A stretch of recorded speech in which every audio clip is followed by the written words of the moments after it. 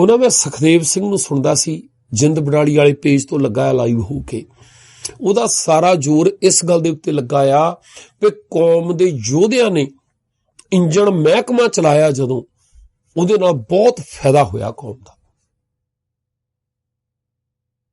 ਉਹ ਕਹਿੰਦਾ ਬਘੇਲਾ ਕੱਲਾ ਨਹੀਂ ਹੈਗਾ, ਬਘੇਲੇ ਦੇ ਨਾਲ ਕੌਮ ਖੜੀ ਆ। ਇੱਕ ਵੀਰ ਨੇ ਪੋਸਟ ਪਾਤੀ ਵੀ ਤੁਹਾਡੀ ਕੌਮ ਦਾ ਗ੍ਰੰਥ ਕਹਿੰਦਾ ਵੀ ਜਿਹੜਾ ਬਾਲ ਕਟਾਉਂਦਾ ਉਹ ਮੁਸਲਮਾਨ ਦਾ ਬੀਜ ਆ। ਤੇ ਬਘੇਲੇ ਬਾਰੇ ਕੀ ਖਿਆਲ ਆ ਤੁਹਾਡਾ? ਜਿੰਦ ਬਡਾਲੀ ਮੁੰਨਾ ਹੀ ਸੀ, ਇਹ ਬੀਜ ਹੁਣ ਬੀਜ ਬਦਲ ਗਿਆ? ਕੀ ਬੀਜ ਬਦਲ ਸਕਦਾ ਏਦਾਂ? ਕੋਈ ਬੱਚਾ, ਕੋਈ ਬੰਦਾ, ਕੋਈ ਔਰਤ ਜਦੋਂ ਪੈਦਾ ਹੁੰਦੀ ਆ, ਜਿਹੜਾ ਬੱਚਾ ਹੈ ਅਸਲ ਵਿੱਚ ਉਹ ਕੀ ਉਹ ਬੀਜ ਆ ਜਿਹੜਾ ਬੀਰਜ ਪਿਆ ਸੀ ਉਹ ਬਦਲ ਜਾਊਗਾ ਏਦਾਂ? ਬੰਦਾ ਕਹੇ ਕਿ ਹੁਣ ਅੰਮ੍ਰਿਤ ਛਕ ਲਿਆ, ਹੁਣ ਬੀਰਜ ਬਦਲ ਗਿਆ ਇਹਦਾ। ਪਹਿਲਾਂ ਮੁਸਲਮਾਨ ਦਾ ਸੀ ਜਿੰਦ ਬਡਾਲੀ, ਪਹਿਲਾਂ ਮੁਗਲਾਂ ਦਾ ਬੀਜ ਸੀ, ਹੁਣ ਨਹੀਂ, ਹੁਣ ਸਿੱਖਾਂ ਦਾ ਬੀਜ ਹੋ ਗਿਆ। ਏਦਾਂ ਹੋ ਸਕਦੀ ਆ? ਫਿਰ ਗ੍ਰੰਥਾਂ ਵਿੱਚ ਲਿਖੀਆਂ ਉਹ ਪੰਕਤੀਆਂ, ਰਹਿਤਨਾਮਿਆਂ 'ਚ ਲਿਖੀਆਂ ਪੰਕਤੀਆਂ ਨੂੰ ਕੱਢ ਕੇ ਅੱਗ ਕਿਉਂ ਨਹੀਂ ਲਾਉਂਦੇ, ਪਰੇ ਕਿਉਂ ਨਹੀਂ ਸੁੱਟਦੇ? ਅਸੀਂ ਕਿਉਂ ਨਹੀਂ ਹਿੰਮਤ ਸਾਡੇ ਵਿੱਚ? ਕਿਉਂ ਉਹਨਾਂ ਨੂੰ ਬਚਾਉਣ ਤੇ ਤੁਲੇ ਹੋਏ ਆ ਅਸੀਂ?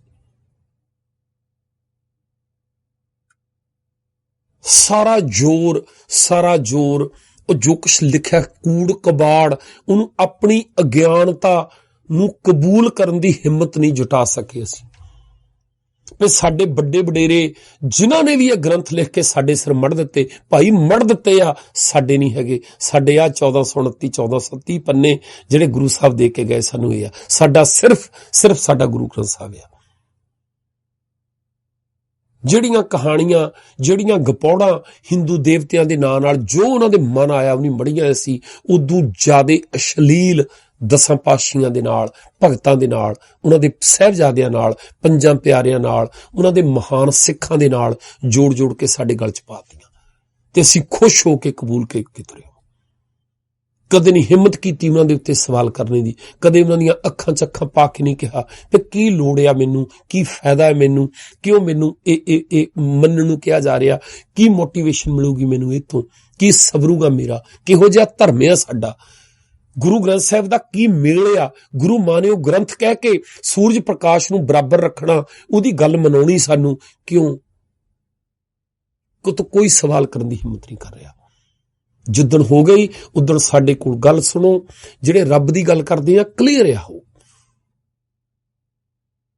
ਉਹ ਹਰ ਥਾਂ ਤੇ ਇੱਕੋ ਜਿਹਾ ਆ, ਉਹਨੂੰ ਲੱਭਣ ਦੀ ਲੋੜ ਨਹੀਂ ਹੈ। ਆਪਣੇ ਆਪ ਦੇ ਵਿੱਚ ਜਿਹੜੀ ਵੀ ਸ਼ੈ ਪੈਦਾ ਹੋਈ ਆ ਉਹ ਕੰਪਲੀਟ ਆ, ਔਰ ਉਹ ਬ੍ਰਹਿਮੰਡ ਦਾ ਹਿੱਸਾ ਆ, ਉਹਦਾ ਰੂਪ ਆ, ਉਹਦੇ ਜਿੰਨਾ ਸਾਰਾ ਕੁਝ ਸਮੂਹ ਕੇ ਬੈਠੀ ਆ। ਜਿੱਦਣ 35 ਦੀ ਗੱਲ ਹੋਣੀ ਆ, ਉਦਣ ਜੋ ਗੁਰਬਾਣੀ ਨੇ ਪਿਕਚਰ ਦਿੱਤੀ ਆ ਸਾਨੂੰ ਸਮਝ ਆ ਜਾਣੀ ਆ। ਉਸ ਵੇਲੇ ਦੇ ਪੁਜਾਰੀ ਦੇ ਨਾਲ ਉਹਨਾਂ ਨੇ ਅੱਡਾ ਲਿਆ, ਸਮਾਜਿਕ ਵਿਵਸਥਾ ਸੀ ਜਿਹੜੀ ਉਹਦੇ ਨਾਲ ਅੱਡਾ ਲਿਆ ਉਹਨਾਂ ਨੇ, ਰਾਜ ਸੀ ਜਿਹੜੀ ਵਿਵਸਥਾ ਸੀ ਉਹਦੇ ਨਾਲ ਅੱਡਾ ਲਿਆ ਉਹਨਾਂ ਨੇ। ਉੱਥੋਂ ਕੰਪਲੀਟ ਹੋ ਰਿਹਾ ਸਾਡੇ ਉੱਤੇ ਜੋ ਪਹੁੰਚਣਾ ਹੈ। ਬਸ ਡੀਟੇਲ ਜਿਹੜੇ ਆ ਕੀ ਕਰਦੇ ਸੀ ਉਹ, ਜਿੰਨੀਆਂ ਸਾਖੀਆਂ, ਜਿੰਨੀਆਂ ਕਹਾਣੀਆਂ ਹਾਈਲਾਈਟ ਕਰਕੇ ਸਾਡੇ ਤੇ ਦਿੱਤੀਆਂ, ਉਨਾ ਹੀ ਨਹੀਂ ਸੀ। ਉਹ ਤੋਂ ਬਿਨਾਂ ਸੌਂਦੇ ਵੀ ਹੋਣਗੇ, ਖਾਣਾ ਵੀ ਖਾਂਦੇ ਹੋਣਗੇ, ਬ੍ਰੇਕਫਾਸਟ ਕਰਦੇ ਹੋਣਗੇ, ਉੱਠ ਕੇ ਦਾਤਣ ਕੁਰਲੀ ਕਰਦੇ ਹੋਣਗੇ, ਕੋਈ ਕਸਰਤ ਕਰਦੇ ਹੋਣਗੇ। ਉਹ ਗੱਲਾਂ ਅਸੀਂ ਜੇ ਇੱਦਾਂ ਇਤਿਹਾਸ ਨੂੰ ਲੈਣ ਲੱਗੀਏ, ਉਹ ਤੋਂ ਕੋਈ ਨਾ ਸਾਨੂੰ ਲੈਸਨ ਮਿਲਣੇ ਆ, ਨਾ ਜ਼ਿੰਦਗੀ ਦੇਖੀ ਜਾ ਸਕਦੀ ਹੁੰਦੀ ਹੈ। ਕੁਛ ਜਿਹੜੇ ਜ਼ਿੰਦਗੀ ਦੇ ਮਹਾਨ ਕਾਰਜ ਹੁੰਦੇ ਆ, ਉਹਨਾਂ ਨੂੰ ਉਹਦੇ ਵਿੱਚ ਵੀ ਸਫਲਤਾ ਅਸਫਲਤਾ ਉਹ ਕੋਈ ਮਿਣਤੀ ਨਹੀਂ ਹੁੰਦੀ। ਜਦੋਂ ਅਸੀਂ ਮਜਬੂਰੀ ਬਸ ਉਹਨਾਂ ਨੂੰ ਵਡਿਆਉਣ ਦੇ ਲਈ, ਉਹਨਾਂ ਦੀਆਂ ਜ਼ਿੰਦਗੀ ਨਾਲ ਜੁੜੀਆਂ ਘਟਨਾਵਾਂ ਨੂੰ ਵੱਡੀਆਂ ਕਰਕੇ ਦਿਖਾਉਣਾ ਚਾਹੁੰਦੇ ਆ, ਉਦੋਂ ਧੋਖਾ ਖਾਂਦੇ ਅਸੀਂ। ਜੋ ਵੀ ਹੋਇਆ ਉਹ ਉੱਜੜ ਗਏ ਆ, ਉਹ ਤਵੀ ਤੇ ਬਹਿ ਗਏ, ਖਤਮ ਹੋ ਗਏ, ਮਰ ਗਏ, ਅੱਗ ਲਾ ਦਿੱਤੀ ਗਈ, ਫੂਕ ਦਿੱਤੇ ਗਏ ਆ, ਸਾਡੇ ਸੀ। ਅੜੇ ਆ ਉਹ, ਇਸ ਗੱਲ ਦਾ ਸਬੂਤ ਆ ਕਿ ਅੜੇ ਸੀ ਉਹਨੇ ਈਨ ਨਹੀਂ ਕਬੂਲੀ। ਕੋਈ ਲੋੜ ਨਹੀਂ ਸਾਨੂੰ ਇਹ ਕਹਿਣ ਦੀ ਕਿ ਸਣੇ ਘੋੜੇ ਚਲ ਗਿਆ ਸਵਰਗਾਂ ਨੂੰ, ਭਾਈ ਉੱਥੇ ਦਹੀ ਨਹੀਂ ਲੱਭੀ। ਜੋ ਮਨੁੱਖੀ ਦਿਮਾਗ ਨੇ ਬਾਹਮਣ ਦੀ ਚਾਪਲੂਸੀ ਕਰਨ ਲਈ, ਉਹਦੀ ਦੁਕਾਨਦਾਰੀ ਚਲਾਉਣ ਲਈ, ਉਹਨੂੰ ਵਡਿਆਉਣ ਦੇ ਲਈ, ਉਹਦੀ ਹਵਸ ਪੂਰੀ ਕਰਨ ਦੇ ਲਈ ਭੈੜਾ ਸਮਝਿਆ, ਉਹ ਗੁਰੂ ਸਾਹਿਬ ਨੇ ਜੁੜ ਨਹੀਂ ਦਿੱਤਾ ਸੀ। ਸੈਕਸ ਨੂੰ, ਕਾਮ ਨੂੰ ਗੰਦਾ ਕਿਹਾ ਉਹਨੇ। ਅਸੀਂ ਬੱਚੇ ਜਿਹੜੇ ਆ ਉਹ ਲੌਂਗ ਲੈਚੀਆਂ ਤੋਂ ਪੈਦਾ ਕੀਤੇ ਗੁਰੂ ਸਾਹਿਬ ਦੇ। ਮਰਨਾ ਜਿਹੜਾ ਉਹ ਤੋਂ ਡਰਦਾ ਸੀ ਬੰਦਾ, ਅਸੀਂ ਮਰ ਨਹੀਂ ਦਿੱਤਾ, ਅਸੀਂ ਅਮਰ ਕਰ ਦਿੱਤਾ। ਅੰਮ੍ਰਿਤ ਕਿੱਦਾਂ ਦਾ ਲਿਆ ਕੇ, ਟੌਨਕ ਕਿੱਦਾਂ ਦਾ ਲਿਆ ਕੇ ਪਲਾਇਆ 10ਵੇਂ ਪਾਤਸ਼ਾਹ ਦੇ ਰਾਹੀਂ, ਤੇ ਬਸ ਅਮਰ ਹੋ ਜਾਣਾ ਬੰਦੇ ਨੇ।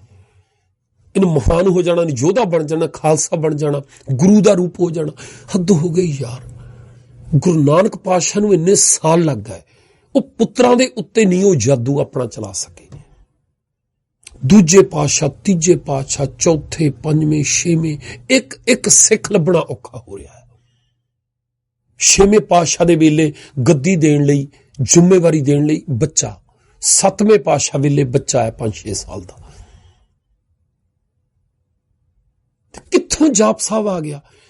ਜਾਣੀ ਤ੍ਰਿਆ ਚਰਿੱਤਰ ਵਿੱਚੋਂ 25 ਪਦੇ ਚੱਕ ਕੇ ਬੇਨਤੀ ਚ ਪਈ ਅਸ਼ਲੀਲ ਗ੍ਰੰਥ ਦੇ 25 ਪਦੇ, ਜਿਹੜੇ ਗ੍ਰੰਥ ਬਾਰੇ ਸਬੂਤ ਵੀ ਕੋਈ ਨਹੀਂ ਸਾਡੇ ਕੋਲ, ਉਹਦੇ ਵਿੱਚੋਂ 3 ਬਾਣੀਆਂ ਲੈ ਕੇ ਪਾਣੀ ਦੇ ਉੱਤੇ ਪੜੀਆਂ ਤੁਸੀਂ। ਏਦਾਂ ਤੁਸੀਂ ਅੰਮ੍ਰਿਤ ਬਣਾਤਾ ਤੇ ਸਿੱਖ ਗੁਰੂ ਦਾ ਰੂਪ ਹੋ ਗਿਆ। ਵਾਹ ਓਏ,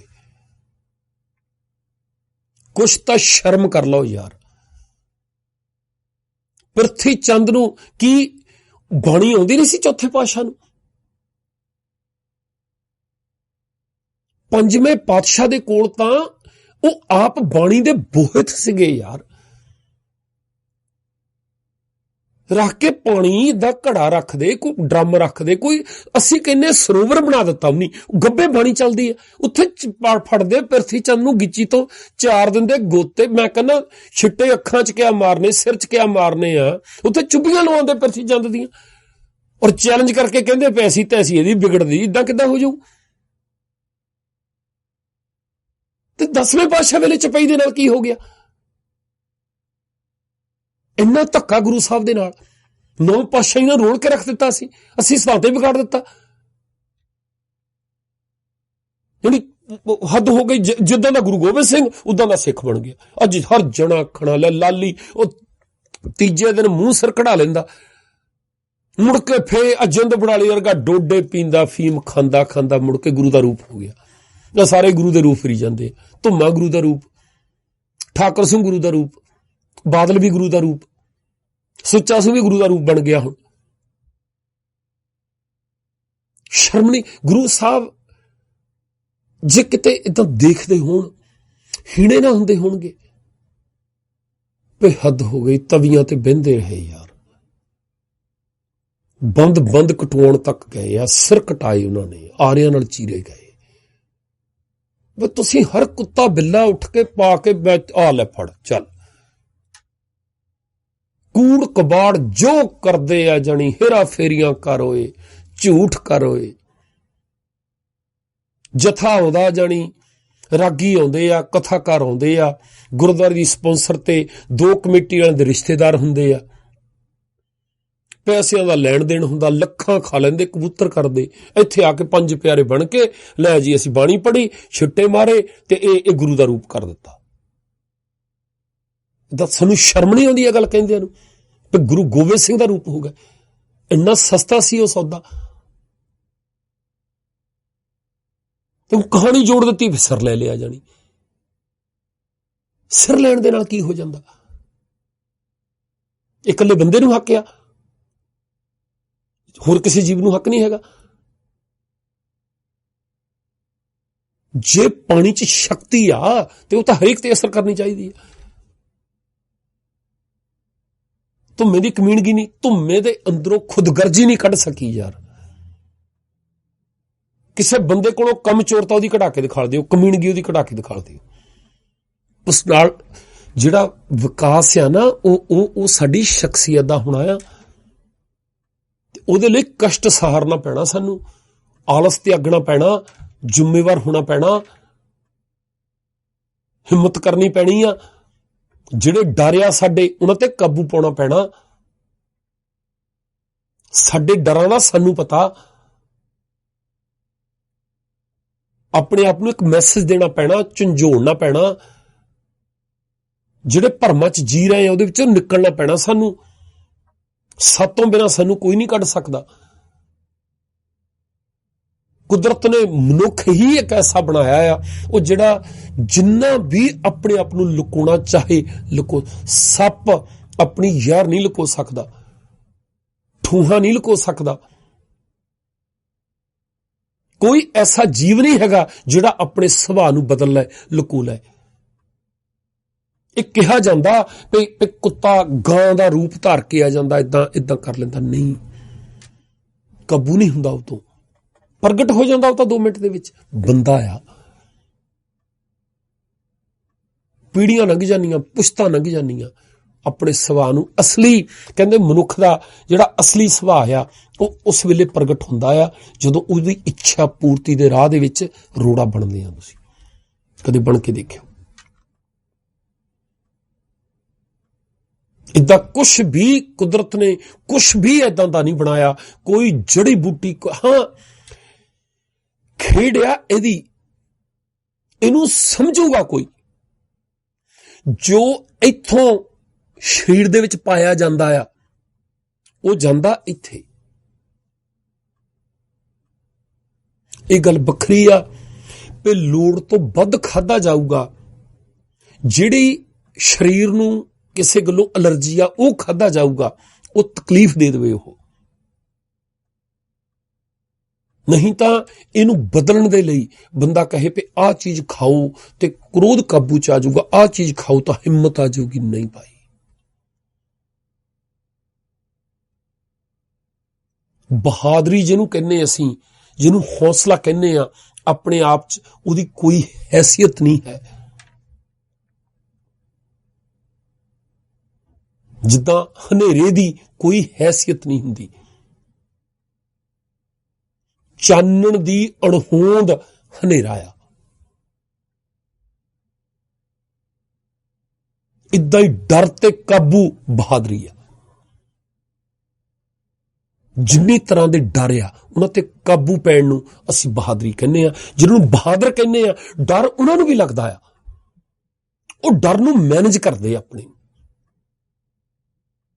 ਜਿਹੜੀ ਗੱਲੋਂ ਪ੍ਰੋਬਲਮ ਹੋ ਸਕਦੀ ਆ, ਜਿਹੜੀ ਗੱਲੋਂ ਘਬਰਾਹਟ ਬਣ ਸਕਦੀ ਆ, ਉਹਨੂੰ ਮੈਨੇਜ ਕਰ ਲੈਂਦੇ ਆ। ਕਰਦਿਆਂ ਤੇ ਉਹਨਾਂ ਦਾ ਆਪਣਾ ਪ੍ਰੋਸੈਸਰ ਜਿਹੜਾ ਨਾ ਇੰਨਾ ਵਧੀਆ ਹੋ ਜਾਂਦਾ, ਸੈਂਸਸ ਉਹਨਾਂ ਦੀਆਂ ਏਦਾਂ ਹੋ ਜਾਂਦੀਆਂ